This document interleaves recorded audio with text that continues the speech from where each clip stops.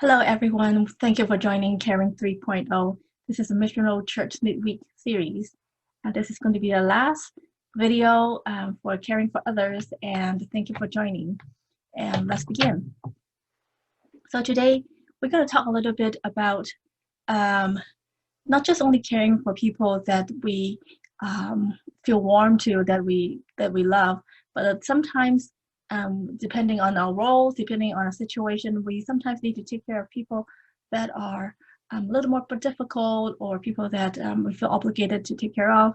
And so this is a time that we can try to share a little bit of information from my experience, how we can care for people that we normally don't feel totally warm towards when we think about them, and also how we can help ourselves to go through some deeper process, and so that we can be better caregivers for others. So the first thing we're going to talk about is being a true forgiver. And true forgiveness doesn't come easy. A lot of times as Christians, we might think that when we are Christians, we need to forgive right away. That's what the Bible teaches us. And a lot of times in my experience, and when I observe others in exhibiting true forgiveness, they don't have a quick process. Oftentimes, we would like to have forgiveness as a goal, but we want to have a complete and thorough process. So sometimes that would take a little bit of time, and so don't be afraid, or don't feel bad that you have to take some time before you can forgive. And also, I find that when we forgive not from obligation, that is the best way to do it. A lot of times, if we feel obligated, then forgiveness or love stays in this head area. And when we truly can move towards a true forgiveness, then it involves our heart, and that's more long-lasting. So a lot of times, we also think about when we forgive, when we need to forgive, it is about the other person. A lot of times it is about us. It is about how we need to actually be nice to ourselves, be gentle to ourselves, and maybe even forgive ourselves before we can truly forgive others. So a lot of times, when you're in a season of having to forgive someone, it can involve a lot of prayer, some quiet time, some reflection. So let's talk about how we can do that. I was taught a model called FLAG, FAFLAG, and this is created by one of my favorite professors from Claremont School of Theology. He's one of my favorite professors, and he came up with this model, FLAG. So F stands for fear.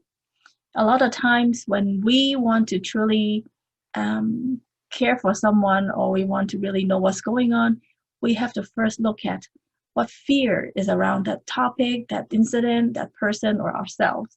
When we can figure out what that person is afraid of, then it's easier for us to understand.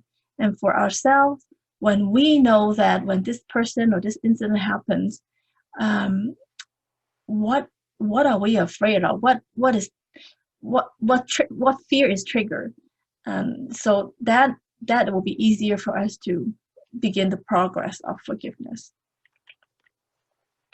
The second one, L, stands for longing. What is my number one longing at this point? When I feel hurt or disappointed, what is the deep longing that actually has been around that I haven't really addressed to? And also, is that the other person have some kind of longing as well? The third one is A, that stands for ache, anger, wound, hurt, or pain. So when I think about this person or this incident, this experience, do I feel angry? Do I feel disappointed? Am I hurt? Is it very painful? All those things, it's good to reflect on them and figure out what is going on. And besides that, that is also a time that we understand why we cannot forgive that person, or we cannot let go that person or incident, because there's something that is bothering us that we need to take care of, and it's a sign for us to take care of ourselves first. And the next one is G, stands for goal.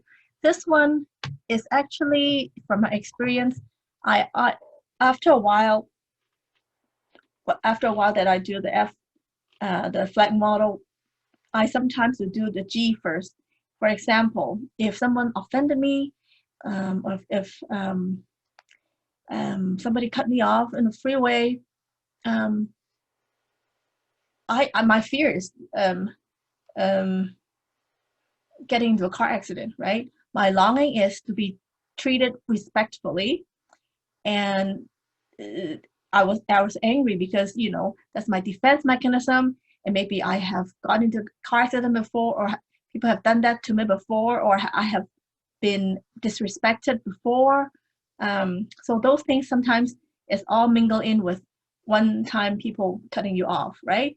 And so when I did that, the first thing actually is helpful is to actually, first of all, think about your goal, who you want to be and who you are.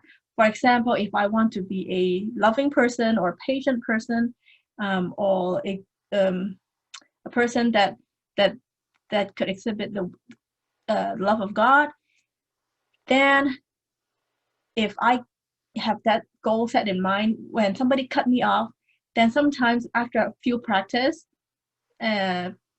you might just be like, oh, yes, I'm kind of angry right now, but I actually want to be a loving person, so therefore I choose to let go and not get offended this time.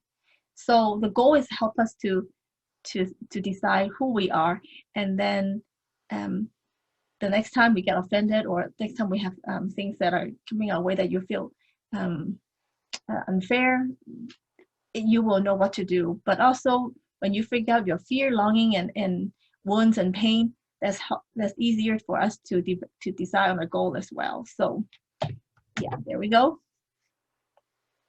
And after you go through that process, some people might take a day, 20 minutes, a week, half a year to go through that. Then we can start focusing on healing. When we understand ourselves a little bit more, when we understand, or if you have a chance to understand the other person a little bit more, then we can begin to heal.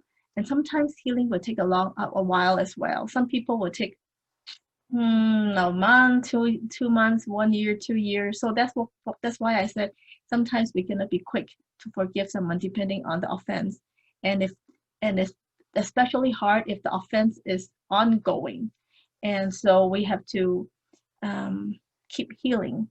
And if the person needs our help already, and we are still in the process, sometimes we just have to do what we can do, and do not force ourselves, and don't do things out of obligation, and find ways to make a compromise for both parties. And so when we start healing, then it's a good time also to make sure that we set a boundary if necessary. Especially, it is crucial when we begin to establish trust again, or to be willing to reach out again. Boundary setting is very important. That means however much you can do to protect in order to protect yourself, you set whatever it is to protect yourself. And sometimes people might think that that's kind of unreasonable or cold, but you have to take care of yourself, or you love yourself first before you can take care of others. That's mostly like a universal rule. So make sure that you feel like you are safe before you can reach out to help others. And so after that, you will find that it is more natural to be able to let go and forgive. Even though a lot of times memory is still there, but since you have done your part in respecting yourself, being kind to yourself, then it makes it easier for you to care for others. And after that, to maintain our well-being, I'm introducing another model to us. It's called GLAD, G-L-A-D. And this one is done by a gentleman named Donald Altman. So in his model, he is trying to help us to exercise. We call it the gratitude exercise, to help us to practice to generate a heart that can easily feel delighted or feel happy. A lot of times, especially maybe for women, we tend to remember the bad things, the negative things, rather than the positive and the good things. And so by doing this exercise, it helped us to focus on the good things that happen to us. And when we, to balance out the picture, of course, but then when we have that focus, maybe some of the negative things can be can be less important to us afterwards. But it depends. So let's go through the exercise first. I hope that you can sense that I don't give things out that is like black and white, because everybody's different and everybody's unique and everybody's process can take different times. So I'm just giving a general ballpark so that you don't feel pressure that you have to accomplish certain things at a certain time. And everything is just, when you do it, I hope that it's done with a non-pressurized situation, meaning it's not stressful, it's not hard. When you do it, it's easy, it's not difficult, and no obligation. Why do I say that? A lot of times, especially Asians, we feel obligated to do certain things. Responsibility and honor and obligation are the buzzwords, when we're growing up sometimes. And so we seldom learn how to be gentle to ourselves, to be easier on ourselves. I'm still working on it. And people around me, they all, I can always spot people say one sentence about themselves that are kind of harsh. And so if we learn to be kind to ourselves, then we can be kind to people around us. And then we will have more energy to take care of others as well as ourselves. So the GLAD exercise begins with G. So this exercise, you can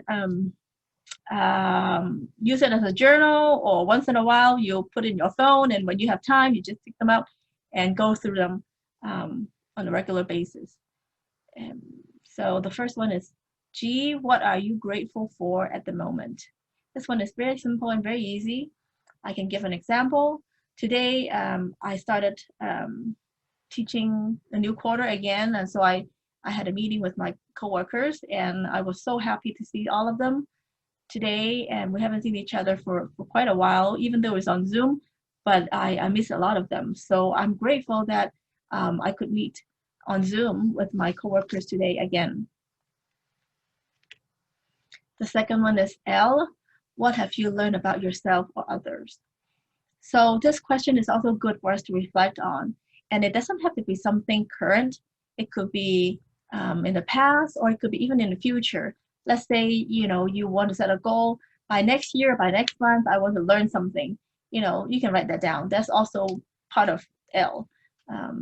And for me, I've learned that I was well loved by a lot of my coworkers today. Some of them was expressing how I was running the program, for the chaplaincy program, and how they appreciate what I did. So I've learned that actually I was very loved, and therefore maybe that's why I was grateful to see my coworkers at work today. A stands for accomplishment. What have you accomplished that made you proud or happy today, in the past, yeah. This one is really sometimes pretty tough for Asians. We don't want to talk about what we did and how proud we are about ourselves. And a lot of times Christians too, we want to give all the credits to God, which is perfectly 100% biblical and appropriate. But there are times that we need to also get used to the idea that we have to practice self-worth. We need, or meaning, we need to know what we have accomplished today or yesterday or this week or this month, that that make us happy. That will help us to release some of the happy hormones into our body to counteract the stress hormones.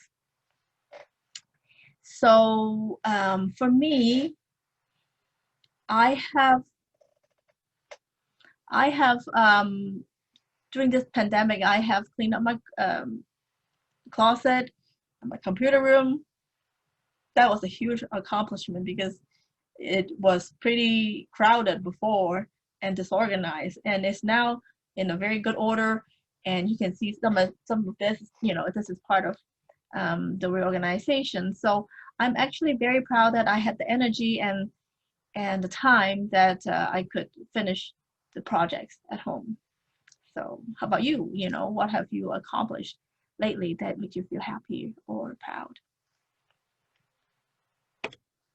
The fourth one is, what are you delighted in lately? So D stands for delight. This one is easy for some and very difficult for others, because if we're used to focusing on the pain or suffering or the difficulties, challenges around us, and if you're going through grieving and whatever type of grief you're going through, it is really hard to find something that you delighted in. And so for the alternative, I would say that if instead of thinking what you're delighted in, you can promise yourself to do one thing special for yourself every day. I used to work on the neonatal intensive care unit as a chaplain, and I saw a lot of moms or parents that would come to the NICU and tend to their babies, sit by the babies, and they are stressed out. And so I always encourage them to do one special thing that they like each day just for themselves.